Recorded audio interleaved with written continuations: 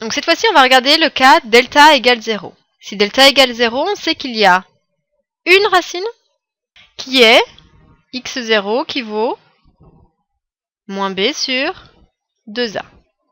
Même chose, on a deux configurations suivant si a est strictement positif ou a strictement négatif. Toujours, si a est strictement positif, elles vont toujours faire des sourires, concavité tournée vers le haut. Et si a est strictement négatif, elles font toujours la tête, concavité tournée vers le bas. Donc si j'ai une racine et a strictement positif, donc je coupe une fois, par exemple ici, et comme a est strictement positif, je fais un sourire. Donc par exemple, elle fait ça.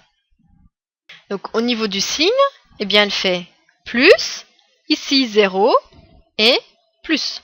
Donc on va le reporter dans le tableau. Donc on aura moins l'infini plus l'infini. On a notre racine x0. En x0, elle vaut 0. Et puis avant, on a vu que, ou après, elle était toujours positive.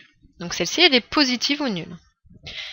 Deuxième chose, a est strictement négative, donc maintenant elle fait la tête. Et j'ai une racine, donc elle coupe une fois, par exemple ici.